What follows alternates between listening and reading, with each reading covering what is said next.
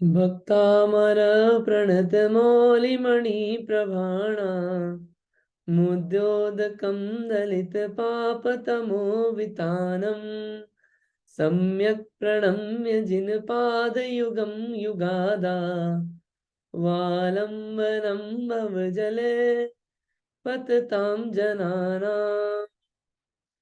नमो अरहन्ताणं नमो सिद्धाणं नमो आयरियाणं नमो वज्रायाणं नमो लोये सवसाहुणम्। ये एक महान स्तोत्र, भक्तामर स्तोत्र मानतुंग आचार्य द्वारा लिखा गया है। इसके 48 काव्य में मानतुंग आचार्य, जो कि बाहर के दुखों पे ध्यान ना देते हुए, बाहर के दुख को दुख फील ना करते हुए, अपने आत्मा में ही मग्न है, और आत्मा में मग्न है, और आत्मा में जो शुद्धता है उनकी, उस शुद्धता को इन 48 काव्यों के द्वारा उन्होंने उसको प्रदर्शित किया है। उसके द्वारा उन्होंने स्तुति की है भगवान की, क्योंकि वो गुण, उनको गुणों में बहुत अनुराग है भगवान के, इसलिए उन्होंने स्तुति करी। इस स्तुति में पूरा बिल्कुल शिष्टाचार, विनय, सम्मान, सबका ध्यान रखा गया है। ये बहुत बड़े आचार्य। सबसे पहले उन्होंने नमस्कार किया। नमस्कार म्यूट कर लेना, और म्यूट कर लीजिएगा, ठीक है। नमस्कार उन्होंने भगवान के गुणों को किया। पहले काव्य में नमस्कार किया। नमस्कार करने के बाद फिर प्रतिज्ञा करी कि अब मैं आपकी स्तुति करता हूँ। फिर तीसरे से आगे के 4 काव्य में, तीसरे, चौथे, पांचवे, छठे काव्य में, कि मैं तो बहुत लघु अल्प ज्ञानी हूँ, आप महाज्ञानी हो, आप अनंत गुणों के धारक हो, मैं आपके गुणों का वर्णन नहीं कर सकता, क्योंकि मेरे में बुद्धि भी कम है, आप इतने महान और शब्द कम है। तो ऐसे उन्होंने वर्णन चालू किया, और उसके बाद फिर भी कहा कि फिर भी मैं भक्ति करूंगा, फिर भी मैं स्तुति करूंगा, कि मेरे को आपके गुणों के प्रति प्रीति है। जैसे कि मृगी होती है, वो शेर से भी जाके भिड़ जाती है अपने बच्चे को बचाने के लिए, ये जानती है मेरे में शक्ति नहीं है, फिर भी अपने हिरण से इतना प्यार होता है बच्चे से कि उसको बचाने के लिए शेर से भी भिड़ जाती है। वैसे ही आप गुणों के समुद्र हो, मेरे को पता है कि मेरे पास इतने ना शब्द है ना ज्ञान है, फिर भी मैं आपकी भक्ति करूंगा। एकमात्र कारण है कि मुझे आपके गुणों के प्रति बहुत अनुराग है, और आपके गुणों के प्रति अनुराग तो है ही, लेकिन मुझे अपनी आत्मा से भी अनुराग बढ़ गया है। इसलिए जिन्होंने उस आत्मा का अनुभव कर लिया है, उस परम पद को पा लिया है, उसके प्रति तो अनुराग आना स्वाभाविक है। उसी कारण मैं आपकी भक्ति कर रहा हूं। और उसके आगे फिर जब बात चालू हुई कि भगवान की स्तुति चालू हुई, तो ये स्तुति कैसी है? ये स्तुति पाप का नाश करने वाली है, जो अनेक जन्मों के बंधे हुए हैं, ये पापों का नाश करने वाली है। और आपकी स्तुति क्या, आपका नाम मात्र भी लिया जावे तो वो ही क्षण भर में पापों को नाश कर देता है। इसके अलावा फिर आगे जब बात चालू हुई और आगे, तो उसके आगे कहा कि आपके पास जो भी गुण है, वो मतलब आपके गुणों की जो भक्ति करता है, इसमें कोई आश्चर्य नहीं कि आप उसको भी अपने समान बना लेते हैं। और एक बार जिसने आपको देख लिया, आपको देखने के बाद वो और किसी को देखना नहीं चाहता मैं अब, क्योंकि इतना सुंदर रूप, इतना सुंदरता देख के, इतनी वीतरागता देख के, अब राग द्वेष, पापों को, पाप रूपी जीवों को देखने का मन नहीं होता। क्योंकि मीठा पानी पीने के बाद खारा पानी समुद्र का कौन पिएगा? ऐसा उत्तम स्वरूप भगवान का वर्णन किया। साथ के साथ साथ इसमें ऐसा भी है कि जिसने एक बार अपनी आत्मा का अनुभव कर लिया, वो बाहर क्यों निकलेगा, बाहर संसार में क्यों फंसेगा? ऐसे ही ये उद्गार जो हैं इन छंदों में कहे गए हैं। तो अब अपन आगे चलते हैं। ये जो छंद है लास्ट वाला पढ़ा था अपन ने, भगवान के सामने का ये छंद बोल के आनंद आ जाएगा। दृष्ट्वा भवंत मणिमेष विलोकनीयम नान्यत्र तोषमुपयाति जनस्य चक्षु। इसका अर्थ बताओ, फिर इसको अपन बोलें तो अपने आप में एक मजा है उसका। ठीक, अब अपन 12वां पढ़ते हैं। ये तो अभी तक समरी चली थी, 12वें नंबर का पढ़ते हैं। पढ़ने से पहले अपन फोटो देखते हैं। ये फोटो है, इस फोटो में क्या दिख रहा है, क्या समझ में आ रहा है, आपको बस वो बताना है, फोटो समझाना है, क्या दिख रहा है फोटो में। कौन बताएंगे आप में से? हाथ खड़ा करिएगा प्लीज। मैं ट्राई करूं? मैं एग्जैक्ट तो नहीं बता सकती लेकिन ट्राई कर सकती हाँ हूँ। बताइए प्लीज, फोटो बताइए। अम, तो इसमें ऐसा हो रहा है कि हम्म मतलब बीच में भगवान है और इधर साइड में देव हैं, ऊपर से भी विमान से देव आ रहे हैं और सभी के भक्ति के भाव हैं, दर्शन कर रहे हैं भगवान के। बढ़िया। और वर्षा भी हो रही है और मानतुंग आचार्य ये लिख रहे हैं ये। और साइड में जो एक देखने वाली चीज है वो वो एक जैसे शायद वो चंद्रमा है। अम यत्ते समान मपरम नहीं रूप मस्ती, और शायद और ना जो भी ये हार जैसा बनाया है ना, तो इसकी शायद उपमा दी गई है, जैसे कि हार सुंदर लगता है, इतना मैं समझ पा रही हूँ। ठीक है, बढ़िया। अपने को ऑब्जर्व करना है, अर्थ पे नहीं जाना है अपने को। हाँ ठीक है, अच्छा ऑब्जर्वेशन है, अपन सिर्फ ऑब्जर्वेशन कर लेंगे, फिर अर्थ लेंगे। ठीक है, अच्छा है। ठीक है, इसमें क्या है, ये पिक्चर है। इस पिक्चर में आप देखिए, ये जिनेंद्र भगवान है और भगवान के पीछे से 3 लोग का नक्शा बनाया हुआ है। और उस नक्शे पे और भगवान के ऊपर एक ये बढ़िया सा ज्वेलरी है, जिसको अपन आभूषण भी बोलते हैं, बहुत सुंदर सा है। तो ये 3 लोग है, उसमें भगवान है और फिर ये आभूषण से कवर किया हुआ है चारों साइड से, ये आभूषण है। ठीक, यहाँ पे मानतुंग आचार्य हैं, ऊपर देव जो हैं वो स्तुति कर रहे हैं, वंदना कर रहे हैं। और यहाँ पे जो मनुष्यगण हैं और भी जो लोग हैं, देव मनुष्य, ये सब जो हैं उनकी वंदना कर रहे हैं, स्तुति कर रहे हैं।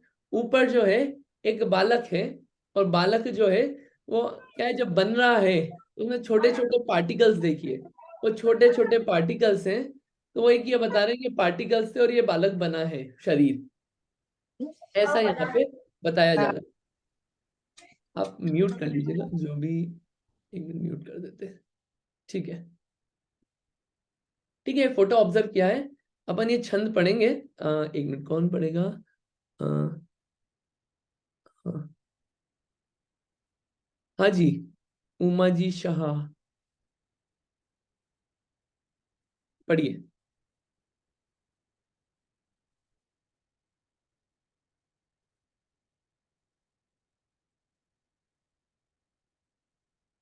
अच्छा नहीं पढ़ रहे, ठीक है, और कोई पढ़ेगा आप में से? ठीक है, मैं ही पढ़ लेता हूँ। ये मैं पढ़ दूं? ये हाँ पढ़ो। शांत राग रुचि भी परमाणु भीष्मम निर्मापितस्त्रिभुवनैकललामभूत तावन्त एव खलु ते प्रणवः पृथिव्याम् यत्ते समानमपरं नहि रूपमस्ति। बहुत अच्छा अर्थ है इसका। शब्द अर्थ देखते पहले। यही, ये नहीं है, ये यही है, यही दो मात्रा है, यही। यही यानी कि जिनके द्वारा शांत राग, शांत राग यानी कि जैसे बोलते हैं ना कि वो तो शांत हो गए, शांत हो गए यानी कि अब खत्म हो गए। ऐसे यहाँ पे शांत राग, राग जो है वो क्या हो गया, शांत हो गया, यानी कि रहित हो गया, राग रहित, उसे बोलते हैं शांत राग, राग खत्म हो गया। रुचि भी, रुचि भी यानी कि सुंदर रूप। परमाणु विस्त्वम, तो यहाँ पे जो शब्द है परमाणु भी, परमाणु भी, परमाणु भी होता है यानी कि परमाणुओं के द्वारा, ये जो छोटे छोटे पार्टिकल्स होते हैं इनको बोलते हैं परमाणु। परमाणु उसे बोलते हैं कि जिसका कोई दूसरा अंश नहीं हो सकता। पुद्गल के अविभागी अंश को परमाणु कहते हैं। आपको परिभाषाएं देखना हो कंसेप्ट क्लियर करने के लिए, जैन सिद्धांत प्रवेशिका देखना चाहिए। तो जिसके कोई और दूसरे पार्टी छोटे छोटे टुकड़े नहीं हो पाए उसे बोलते हैं परमाणु। ठीक, तो परमाणुओं के द्वारा। त्वम, त्वम यानी कि आप, ये त्वम भवात, ये सब भवम, ये सब शब्द तो बहुत आएंगे, तो अपन याद रख ले इसको। त्वम यानी कि आप। यह है निर्मापित त्रिभुवनैक, तो शब्द तोड़ेंगे तो निर्मापित। ये निर्मापित क्या होता है? निर्माण होता है ना, निर्माण, निर्मापित करना, तो क्या होता है ये? निर्मापित किए गए हैं, बनाए गए हैं। त्रिभुवनैक, त्रिभुवनैक यानी कि दो शब्द हैं, तीन शब्द इसमें, त्रिभुवन एक, तीन शब्द हैं ऐसे। त्रि यानी कि तीनों, ठीक है, भुवन, भुवन यानी कि ये लोक, और एक, एक यानी कि एक सिंगल ओनली। फिर ललाम भूत, ललाम भूत यानी कि आभूषण स्वरूप, आभूषण स्वरूप को बोलते हैं ललाम भूत, ठीक है। फिर आगे, तावंत एव खलु तेप्यणवः पृथिव्याम, तावंत यानी कि तावंत, तावंत यानी कि उतने, एव, एव यानी कि ही, ये एव शब्द भी बहुत आता है, एव यानी कि ही, खलु, खलु यानी कि निश्चय से। यहाँ पे समय सारजी की गाथा में भी आता है खलु शब्द, प्राकृत शब्द में भी आता है, हम एक को खलु, ये शब्द आता है ऐसा एक गाथा में, हम एक को खलु शुद्धो। तो खलु शब्द जो है निश्चय से, ठीक। तेप्यणवः, ते यानी कि वे, ते यानी कि वे, स यानी कि वह, ते यानी कि वे। अब और ये तेप्यणव है ना, इसको तोड़ेंगे तो ते अपि, अपि, ये प्य है ना, अपि होगा वो, और वो है अणवह शब्द, अणवह, ते अपि अणवह, ते यानी कि वे, अपि यानी कि भी, और अणवह यानी कि अणु, अणु यानी कि परमाणु, छोटा। फिर पृथिव्याम, पृथिव्याम यानी कि पृथ्वी पर, यत्ते, यत्ते, तो ये शब्द टूटेगा यत प्लस ते, यत यानी कि क्योंकि, और ते यानी कि आपके, ठीक है। ते यानी कि वे भी होता है, आपके भी होता है, दोनों में कॉन्टेक्स्ट में यूज कर लेंगे अपन। यत्ते समानम, ये समान मपरम लिखा है ना, ये समान मपरम नहीं है, मतलब पढ़ते अपन ऐसे हैं, लेकिन शब्द क्या है, समानम, समानम यानी कि जैसा, समान जैसा, और वो शब्द है अपरम, अपरम यानी कि अन्य दूसरा, अपरम यानी कि अन्य दूसरा। न, न यानी कि नहीं, ही यानी कि वास्तव में, पक्का है ऐसा, कॉन्फिडेंस है, ही यानी कि वास्तव में। रूप मस्ती, मस्ती वाला मस्ती नहीं है कि मस्ती करना है यहाँ पे रूपम शब्द है वो, और अस्ति शब्द है। रूपम यानी कि रूप, रूप लुक्स, लुक्स, रूपम यानी कि रूप यानी कि लुक्स, और अस्ति, अस्ति यानी कि है, ठीक। ये शब्द अर्थ हुए अपने। तो अब इसमें क्या बता रहे हैं, इसमें अद्वितीय सुंदर रूप का वर्णन कर रहे हैं भगवान के। भगवान का जो शरीर होता है ना, अपन लोगों का शरीर होता है औदारिक शरीर, औदारिक शरीर में क्या होता है, हड्डी, मांस, अलग अलग तरह की धातुएं, ये सब बनती है। अपन कभी गलती से लग जाए तो निकलती भी वही है, खून पीप आदि निकलता है। जो परम औदारिक शरीर होता है उसमें ये सब नहीं होता, उसमें 7 धातुएं ये सब नहीं होती, वो होता है परम औदारिक शरीर। और ये जो शरीर होता है इतना सुंदर होता है और पारदर्शी होता है कि उसमें से सूर्य की किरणें भी निकल जाए, ऐसा परम औदारिक शरीर होता है भगवान का, ठीक। और अब इसमें क्या बता रहे हैं, इसमें बता रहे हैं कि हे भगवान, कि तीनों भुवन में आप आभूषण रूप हैं। क्यों आभूषण रूप है आप? तीन भुवन, तीन लोक हैं। तीन लोक कौन से? ऊर्ध्वलोक, मध्यलोक, अधोलोक।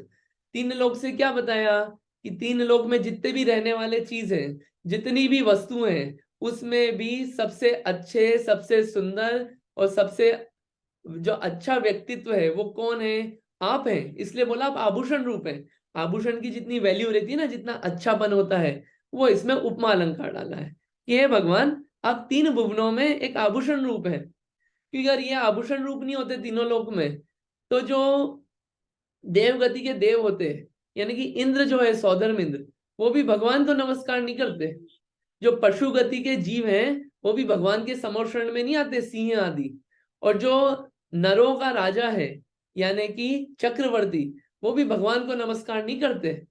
सब यहाँ पे आभूषण रूप है, जो सबसे उच्च है उनको नमस्कार किया जा रहा है, ठीक। तो ये भगवान, आप तीन भुवन में एक आभूषण रूप हैं। क्यों ऐसा क्यों बोला? आभूषण रूप क्यों बोला? जैसे आभूषण होता है ना, वो इतना कीमती होता है, इतना वैल्यूएबल स्टोन्स और पार्टिकल्स होते हैं कि उसकी वैल्यू बहुत ज्यादा रहती है। ऐसे ही है भगवान। मैंने आपको देखा तो मुझे ऐसा लगता है कि जिन आप कितने सुंदर हैं, आपका जो रूप है, ऐसा सुंदर तो और कोई देखने में ही नहीं आता। यत्ते समान मपरम नहीं रूप अस्ति मस्ति, यानी कि आपके समान तो और कोई रूप देखने में ही नहीं आता मुझे, और कोई ऐसा है ही नहीं। हाँ, निश्चित ही ऐसा लगता है कि क्यों, ऐसा क्यों हो सकता है? क्योंकि ऐसा हो सकता है कि इस पृथ्वी पर उतने ही परमाणु होंगे, उतने ही परमाणु थे जिससे आपका दिव्य शरीर बन गया, उससे ज्यादा परमाणु ही नहीं थे। आप इतने यूनिक हो कि वैसे परमाणु और मिलते ही नहीं है। जैसा आपका राग नहीं है, जैसे आप बिल्कुल शांत स्वरूप हैं, जितने आप सुंदर हैं, इतने सुंदर, इतने राग रहित, इतने शांत, ऐसे परमाणु जो हैं इस पृथ्वी पर बस उतने ही थे, उससे ज्यादा नहीं थे। और उतने इसलिए आप इतने वैल्यूएबल हो कि ऐसा रूप देखने में ही नहीं आता। यत्ते समान अपरम नहीं रूप मस्ती, इसके समान तो जैसा रूप ही नहीं है। भगवान के सामने गए और बस यही याद आए, ये शांत राग रुचि भी परमाणु विश्वम, और यत्ते समान अपरम नहीं रूप मस्ती, इनके समान जैसा रूप ही नहीं है। ये लाइनें बोली, शब्दों का सहारा लिया और फिर भगवान पे और फोकस किया, और भगवान पे फोकस करते करते उनकी मुद्रा पे फोकस गया कि कितनी शांत मुद्रा है, कितनी राग रहित मुद्रा है, नासाग्र दृष्टि है, इधर उधर नहीं देख रहे हैं, अपनी आत्मा की तरफ देख रहे हैं। जैसे वो आत्मा की तरफ देख रहे हैं वैसे हम भी आत्मा की तरफ देखें। तो ऐसे छंद को यूज कर करके अपन अपना काम करते हैं।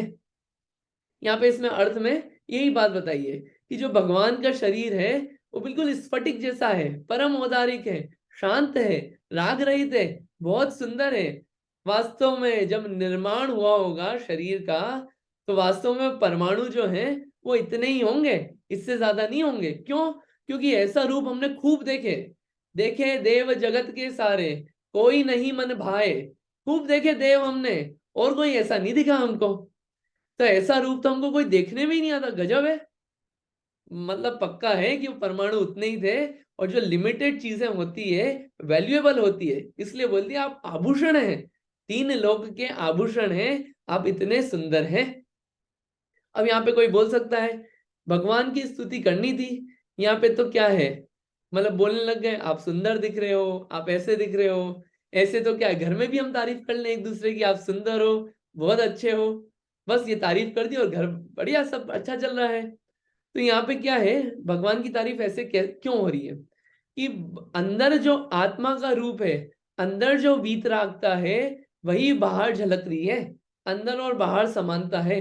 क्योंकि अपन अंदर झांक नहीं पाते हैं, बाहर वही रूप दिखता है, तो उसी रूप को देख के अपन उस शरीर के माध्यम से उस जो अंदर आत्मा है, उन आत्मा की स्तुति कर रहे हैं। और आत्मा से जो आत्मा के गुण हैं, क्योंकि जो द्रव्य होता है वो बिना गुणों के नहीं होता है, तो उन गुणों की पूजा करें, उन गुणों की स्तुति कर रहे हैं। और ऐसा ही गुण मुझे प्रकट करना है, इसलिए उन गुणों की बार बार बार बार रट लगा रहे हैं अपन कि भैया राग रहित है, शांत है, सुंदर है, ऐसा ही रूप चाहिए हमको। ऐसे ही परमाणु लिमिटेड है, लेकिन मैं भी ऐसा बनूंगा।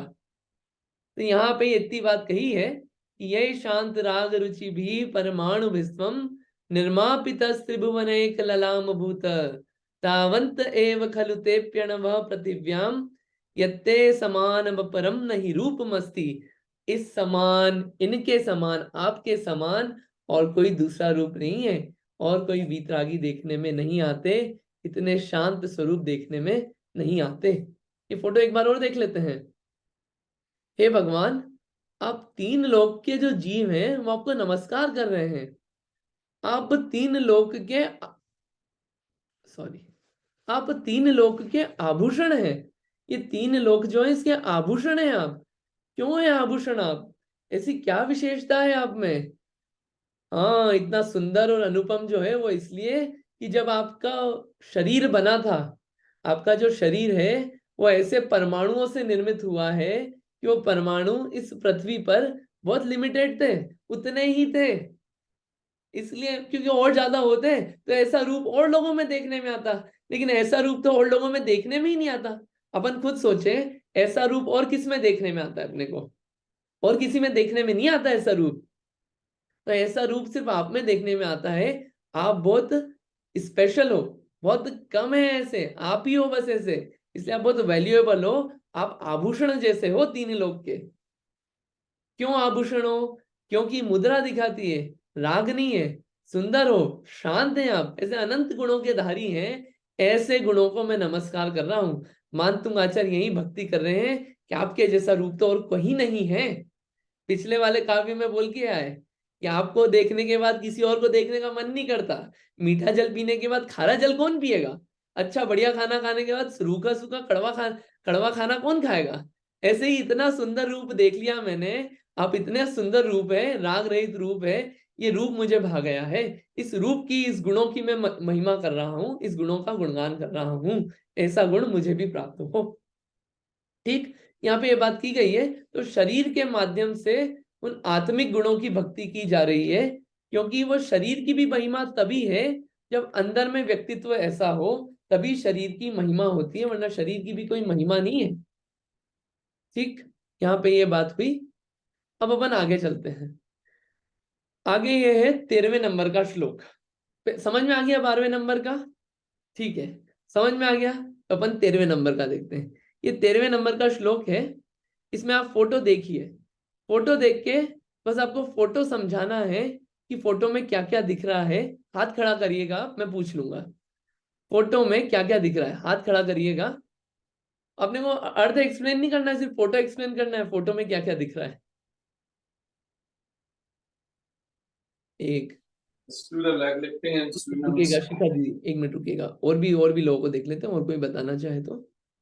और कोई ट्राई करना चाहेगा आप में से? आप ट्राई कर सकते हैं। हाँ हाँ, अंजू दीदी बताइए। इस फोटो में ये दिख रहा है, नीचे वृक्ष है, वृक्ष के ऊपर भगवान जी बैठे हैं। देव और देवियां दोनों तरफ है। चांद चांद का रंग है लेकिन वो काला है। नीचे नीचे देव है, जो कि देव और उनका पशुओं का दोनों का शरीर, मतलब मिक्स शरीर है। और मांतुक मुनि उनकी स्तुति कर रहे हैं। ठीक है, बढ़िया है, अच्छा है। ये फोटो जो है, इस फोटो में देखिए नीचे एक पेड़ है। पेड़ जो है बहुत हरा भरा नहीं है। पेड़ तो अच्छा वही लगता है जो एकदम हरा भरा हो। इसमें थोड़े पीला पीलापन है, पीले पत्ते हैं, ब्राउन है, धब्बे बने दिख रहे हैं। और ऊपर ये चंद्रमा है। चंद्रमा भी जो होता है वो सफेद जो पूरा गोल होता है, वो अच्छा लगता है। ये चंद्रमा जो है दिन के समय का चंद्रमा है, जिसमें पीलापना दिख रहा है, धब्बे दिख रहे हैं बिल्कुल अलग अलग। और उसके अलावा यहाँ पे ये देवता लोग हैं। ये देवता लोग हैं, अलग अलग देव हैं, अलग अलग जाति के देव। ये नीचे आपने देखा होगा देव है, और नीचे क्या है, यहाँ पे सांप जैसा बना हुआ है, नाग बना हुआ है। तो एक देव होते हैं नागेंद्र, नागेंद्र होते हैं। तो वो भी देव होते हैं, वो अधोलोक में रहते हैं। हाँ, अधोलोक में, अधोलोक में भी देव रहते हैं। अपन 3 लोक का वर्णन पढ़े तो उसमें जो पहली नरक है, पहली नरक के 3 पार्ट हैं। उन 3 पार्ट में से ऊपर के जो 2 पार्ट हैं, उसमें बहुत सारे देव गति के देव रहते हैं। और जो अपन 3 लोक की पूजा करते हैं, 3 लोक के जो अकृत्रिम जिन चैत्यालय बोलते हैं, कितने हैं वो चैत्यालय? 8,56,97,481। 8,56,97,481 अकृत्रिम जिन चैत्यालय हैं। ये चैत्यालय हैं पब्लिक चैत्यालय, ये पब्लिक हैं टोटल। प्राइवेट चैत्यालय भी होते हैं जिनका एक्सेस सबको नहीं होता है। तो अपन जो अकृत्रिम चैत्यालय का अर्घ चढ़ाते हैं वो पब्लिक चैत्यालय हैं अकृत्रिम। उसमें से मैक्सिमम जो है वो अधोलोक में है। मध्य लोक में तो 458 है, ओनली 458। मैक्सिमम जो है सबसे नीचे है, और सेकंड नंबर पे ऊपर, और लास्ट में मध्य लोक में अकृत्रिम चैत्यालय है। तो ये भवन है इन देवों के, उन भवनों में बहुत सारे चैत्यालय हैं अधोलोक में। सिर्फ नरक नहीं है नीचे, देवगति के देवों के निवास भी है, लेकिन वो दुखी नहीं है नार की वजह से। ठीक, ये बात इतनी क्यों आई? क्योंकि वहां पे देव रहते हैं। कौन? ये नागेंद्र आदि भवनवासी और व्यंतर देव पाए जाते हैं नीचे। चलिए अपन चलते हैं। ये देव हैं, ये देव दिख रहे हैं, और यहाँ पे मानतुंग आचार्य हैं जो कि क्या कर रहे हैं? स्तुति कर रहे हैं। ये भगवान का मुख है, पीछे देखिए आभा से और भगवान के मुख से बड़े एकदम सुंदरता जो है वो झलक रही है। ठीक, इतनी अपनी बात हुई, इतना अपन ने फोटो में देखा। अब ये जो छंद है, इस छंद को अपन गा लेते हैं। नीतू दीदी आप गाएंगे?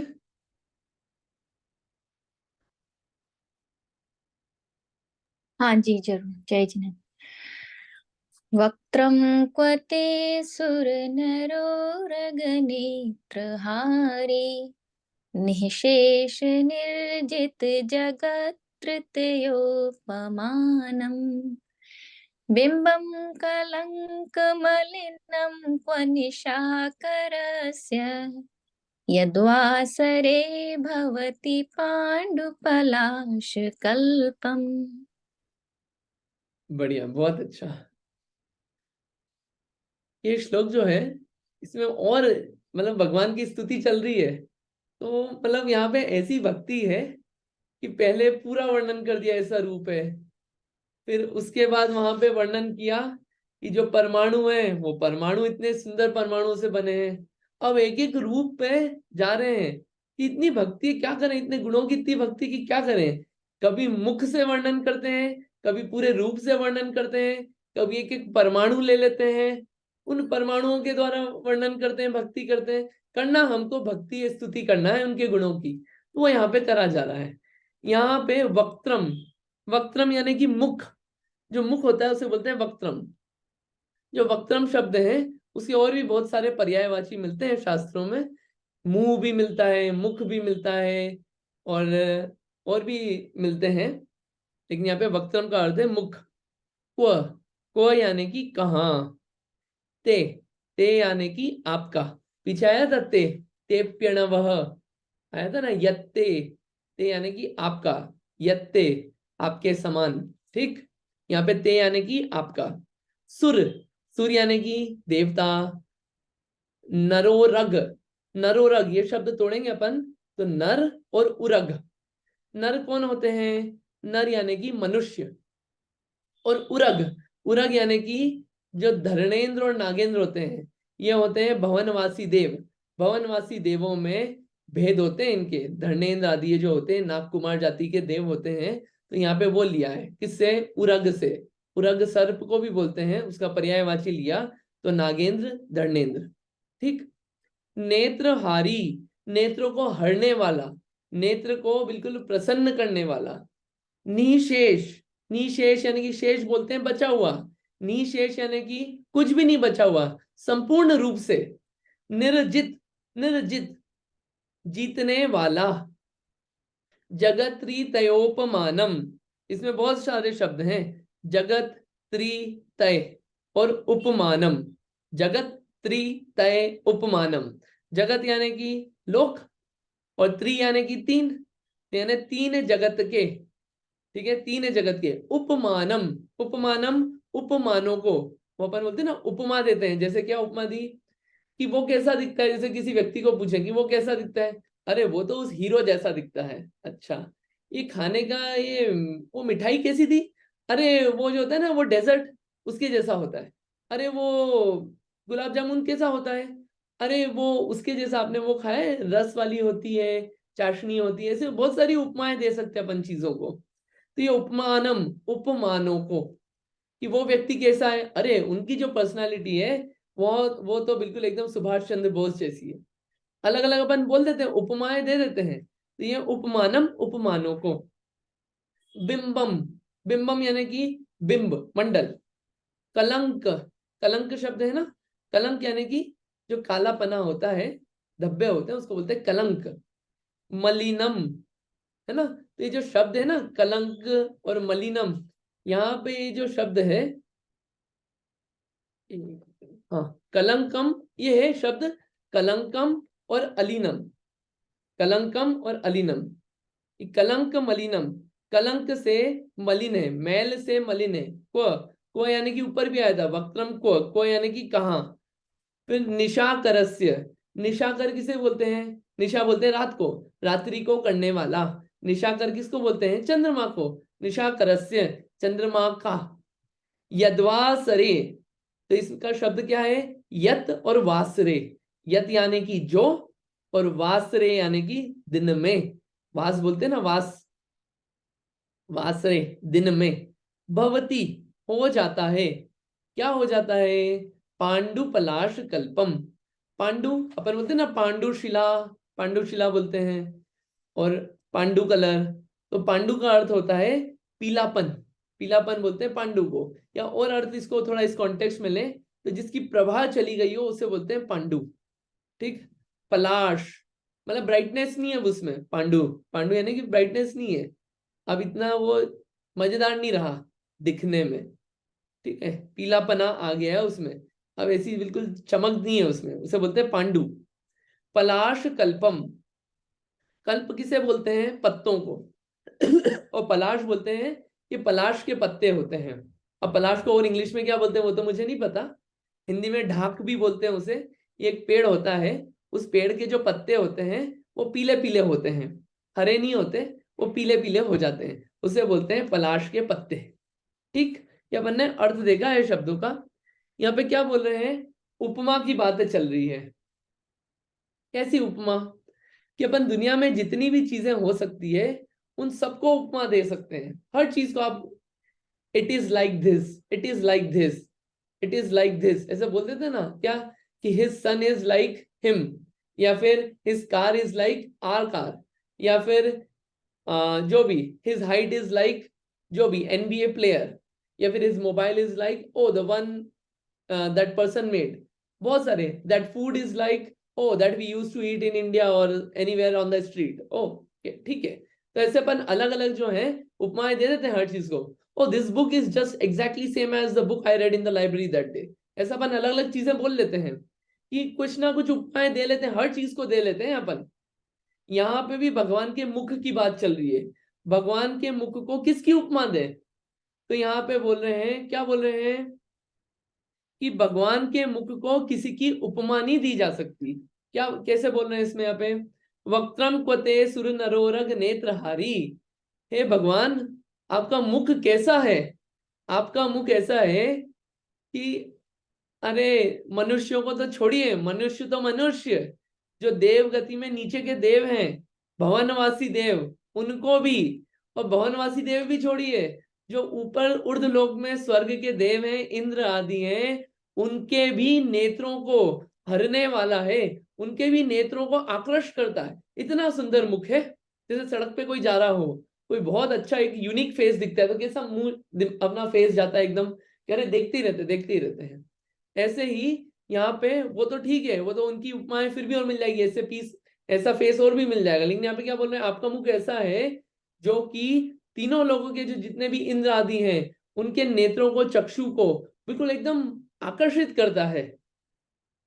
यहाँ पे आकर्षण जो है, यहाँ पे फिर अगेन आकर्षण जो है बाहरी मुख का नहीं है, जो बाहरी मुख तो है ही इतना सुंदर, लेकिन उसके साथ साथ जो अंदर ज्ञान और आनंद प्राप्त हो गया है, तो दोनों चक्षु होते हैं, एक होता है नेत्र चक्षु और एक होता है ज्ञान चक्षु। तो नेत्र चक्षु और ज्ञान चक्षु दोनों को हरने वाला है, दोनों जो है वो दोनों हरने वाला है आपका।